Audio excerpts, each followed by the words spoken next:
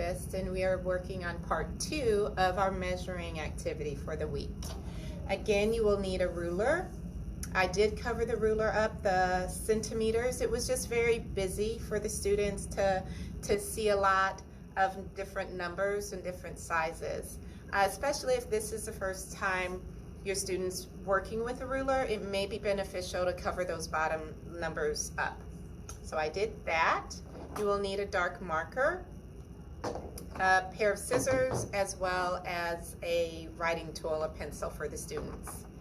I went ahead and showed you what we're going to create today, which is a house. I had extra felt, so I was able to utilize the felt.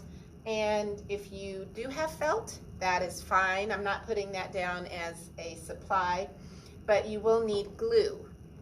So that's an additional item that you will need so that you can make the house and put the pieces together.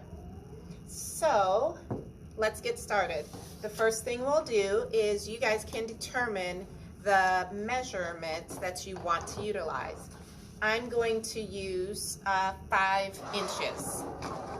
So we will start with putting a dot, and again, using the same skills that we used in the last exercise, we will write the number 5, letting the student know that they should make a mark that is 5 inches long. Okay, let's line it up from the spot, and it'll go all the way almost to the end. Okay, then let's make another spot, and let's do another 5 inches long for the length.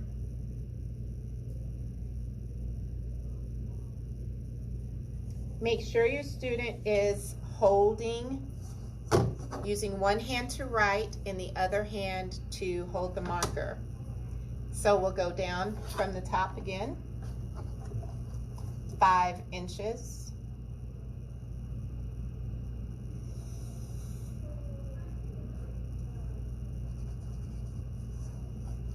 And we will connect the 2 dots.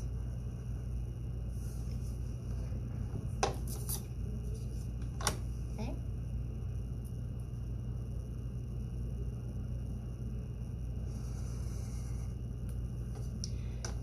So once we get that done, we can ask the student to cut out the square. What I usually try to do is make sure that I have an extra square on the side just in case the student is not able to cut it out by themselves. This cutting might be a challenging skill for some of my students, so go ahead, have them try to cut out the square. If they don't have the skill yet, just still have them work on snipping, have them work on trying to cut on a thickened line, and have the extra sheet available, the extra square available, because you do want them to accomplish the task. Even when I'm working with students and they don't have the skill, we still complete the activity, but I might have to help them quite a bit. So now we'll go to the top of the house, and with this one what I did was I started with a line, just a dot. And again, it's 5, which is what we're going to go for, 5 inches. And to get the top, we need it a little bit taller. So we'll start in the middle of this half sheet. Nope, not that way, sorry guys. We're going to start in the middle this way on the side. Okay. Here we go. We'll measure 1, 2, 3, 4, 5. All the way here. And then what I did is I helped the student just do that halfway point to make the top. Because we haven't gotten to 2.5, 3.5, we haven't got that far, I went ahead and I did help the student. I would help them do that. And then I would have them connect the line.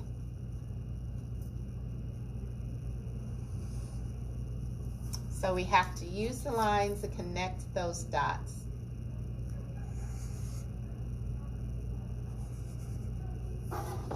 And now we've created a triangle. Again, when it comes to cutting, students are at very different levels with cutting.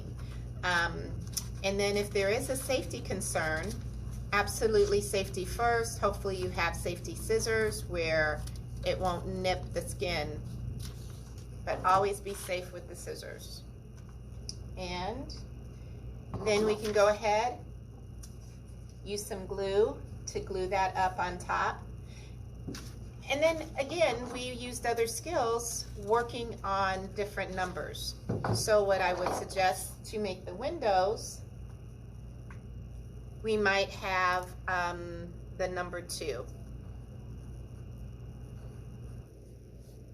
in a dot. So we're going to make this 2 inches. Count 1, 2, and come over. Make a dot to orient. 1, 2, come down.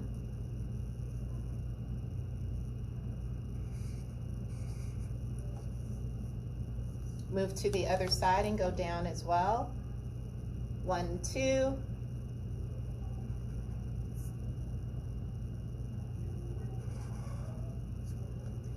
And then you can come over. 1, 2. Okay.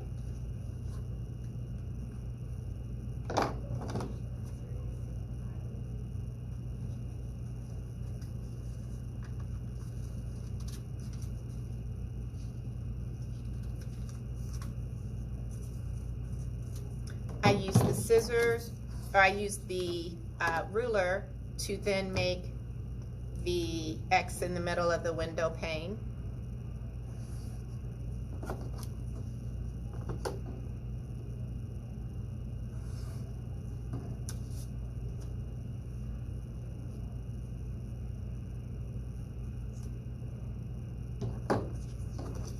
We'll do another with 2 inches.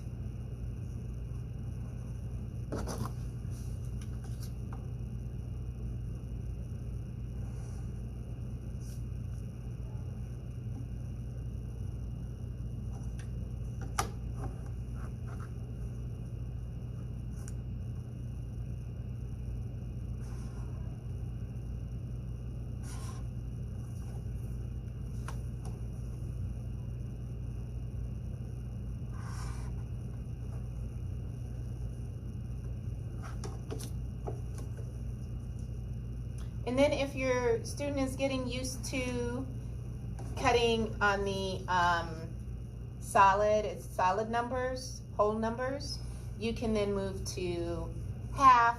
If they're really good, you can move to quarter. You could also move to centimeters. But having this skill is a great one to have when kids are working on higher functioning skills, executive functioning activities that require executive functioning skills as well.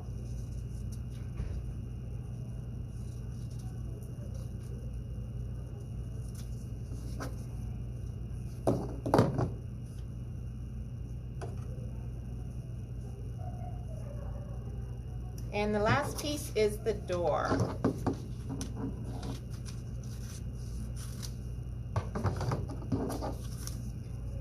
So with this door, I think we did about 3.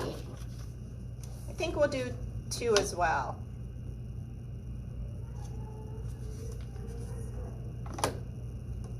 We might be able to fit 3.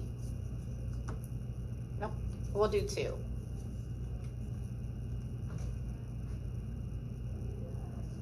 So we'll start here and we'll count 1, 2.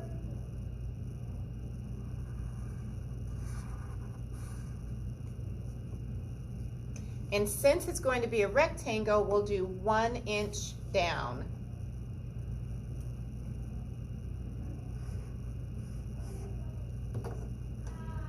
One inch down. Again, make a spot for them as a starting point.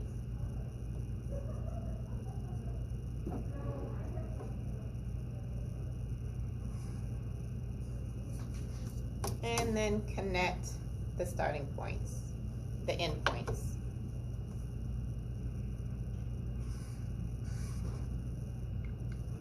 And the door handle.